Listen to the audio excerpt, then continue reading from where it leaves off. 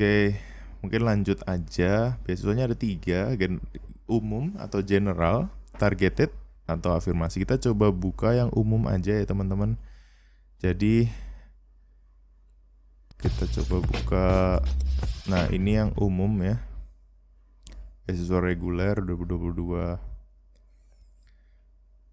Mungkin saya langsung ke yang penting-penting aja, yang teman-teman bisa tahu. Oke, beasiswa reguler yang dikasih LPDP, kalau teman-teman untuk ngejar master, itu cuman dikasih waktu maksimal 24 bulan. Jadi ini harus jadi perhatian, karena kalau program masternya teman-teman mungkin lebih, atau teman-teman kuliahnya agak tersendat, jadi lebih dari 24 bulan, itu nanti silahkan mencari pendanaan sendiri gitu. Untuk doktoral itu adalah paling lama dibiayai 48 bulan atau 4 tahun. Gitu. Lalu kalau teman-teman udah punya LOE, silahkan bisa di-submit LOE-nya. Nanti perguruan tinggi tujuannya akan mengikuti LOE yang teman-teman submit gitu. Tapi kalau belum punya LOE, tenang aja. Karena pengalaman saya juga dulu daftar tanpa LOE, dan itu tidak serta-merta membuat kesempatan teman-teman untuk masuk tuh menjadi kecil. Nggak begitu teman-teman. Jadi ternyata sama aja. Hanya memang kalau sudah punya LOE tentu why not gitu, why not untuk diupload karena kita udah jelas pilihannya ke sana gitu. Nah kalau teman-teman udah punya LOE, teman-teman cuma bisa milih satu perguruan tinggi dan satu jurusan sesuai LOE-nya. Tapi kalau kasusnya teman-teman belum punya LOE, belum daftar ke kampusnya, belum keterima kampusnya, teman-teman nanti punya 3 pilihan untuk dimasukin di website LPDP. Yang nantinya kalau teman-teman keterima, lolos seleksi, teman-teman bisa memilih di antara 3 universitas dan jurusan itu gitu. Bedanya di situ aja. Terus sekarang apa aja sih komponen yang diberikan oleh LPDP? Komponen yang diberikan tuh mencakup biaya pendidikan, ada biaya SPP itu sudah dibiayai semua, ada tunjangan buku nanti setiap tahun, biaya penelitian tesis dan disertasi. Jadi teman-teman gak usah takut kalau nanti tesis atau disertasi yang membutuhkan biaya, itu sudah di cover juga. Lalu ada biaya seminar internasional, biaya publikasi jurnal internasional. Next ada biaya pendukung. Nah ini yang menarik nih teman-teman. Transportasi itu kita dibayarin, tiket pesawat kita dibayarin dari kota asal kita sampai ke kota tujuan studi gitu. Aplikasi visa itu juga dibayarin full sama LPDP, asuransi kesehatan sudah masuk, dibayarin full, biaya hidup bulanan, biaya kedatangan, dan biaya keadaan darurat gitu. Terus ada tunjangan keluarga nih, menarik banget ya teman-teman, karena tidak banyak scholarship yang memberikan tunjangan untuk keluarga. Tapi untuk LPDP sendiri itu dikhususkan untuk program doktor. Jadi kalau untuk master dan udah berkeluarga mungkin perlu dipikirin juga nih, karena kalau mau bawa keluarga biaya hidupnya tetap sama, cuman tanggungan hidupnya jadi bertambah gitu.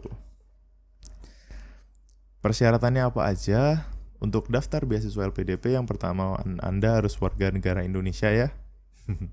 Karena ini LPDP Indonesia. Telah menyelesaikan studi S1 kalau mau daftar S2, dan telah menyelesaikan S2 kalau mau daftar S3. Mungkin itu jelas ya. Terus teman-teman harus memiliki LOE unconditional dari perguruan tinggi tujuan. Yang ketiga, teman-teman harus memenuhi seluruh kriteria untuk program beasiswa doktor gitu. Oke, terus mana lagi ya? Kita coba yang penting-penting aja.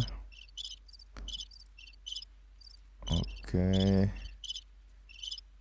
Nah, beasiswa ini untuk LPDP itu hanya diperuntukkan untuk kelas-kelas yang reguler, teman-teman. Jadi kelas eksekutif, kelas khusus, kelas karyawan, atau kelas jarak jauh online itu nggak boleh ya teman-teman. Jadi nggak boleh kita daftar kelas yang online. Kita harus datang ke tempatnya dan studi di tempatnya.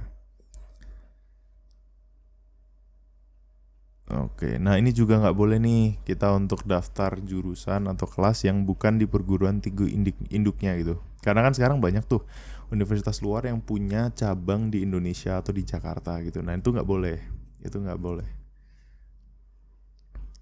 Next, nanti kita tanda tangan surat pernyataan segala macam itu ngikutin. ngisi profil, nulis komitmen kembali ke Indonesia. Jadi nanti kita ditanyain esai untuk bikin komitmen kembali ke Indonesia setelah studi. Kembali lagi ini beasiswa yang berasal dari pemerintah Indonesia. Jadi tentu Indonesia melalui Kementerian Keuangan juga mengharapkan return nih. Returnnya adalah bentuk teman-teman kembali ke Indonesia setelah selesai studi dan berkontribusi. Dan memang semangatnya itu di LPDP. Kita berkolaborasi, bersinergi dengan teman-teman kita, walaupun beda jurusan, beda industri, beda tujuan studi, tapi kita berkolaborasi bersama-sama membangun Indonesia. So, kalau untuk dokter, teman-teman harus tulis proposal penelitian segala macam, sama aja.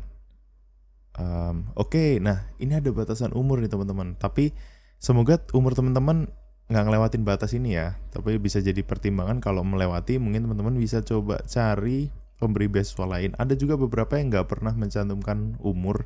Nanti kita kupas lagi yang lain kalau teman-teman emang minat. Leave a comment aja atau hubungin saya lewat IG segala macam. Nah, untuk teman-teman yang mau daftar S2, usia teman-teman paling maksimal adalah 35 tahun. Oke. Untuk yang doktoral paling maksimal 40 tahun. Lebih dari itu, waktu nanti di seleksi administrasi teman-teman akan gugur karena nggak memasuki atau sesuai kriteria itu. Tapi teman-teman tenang aja. Aku lihat sendiri ada yang usianya 34, 33, 32 udah menjadi seorang ibu tapi tetap bisa lolos. Jadi umur bukan menjadi kriteria seleksi, tapi memang tidak boleh lebih dari yang ditentukan. Gitu. Oke, yang kedua, syaratnya.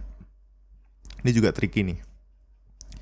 Melampirkan surat rekomendasi dari tokoh masyarakat atau akademisi. Akademisi di sini bisa dosen, bisa mungkin pengajar, dosen pembimbing bisa, atau dosen yang pernah ngajar teman-teman gitu. Terus untuk tokoh masyarakat bisa di tempat tinggal teman-teman gitu deh. Nanti minta surat rekomendasi yang menyatakan teman-teman tuh pribadi yang seperti apa sih gitu. Ya tentu yang baik-baik ya. Kalau yang jelek-jelek namanya bukan surat rekomendasi. Gitu. Oke, bersedia menandatangani surat pernyataan ya, mengunggah dokumen indeks prestasi kumulatif ya. Ya IPK, kalau yang mau daftar magister IPK teman-teman harus 3,0 minimal.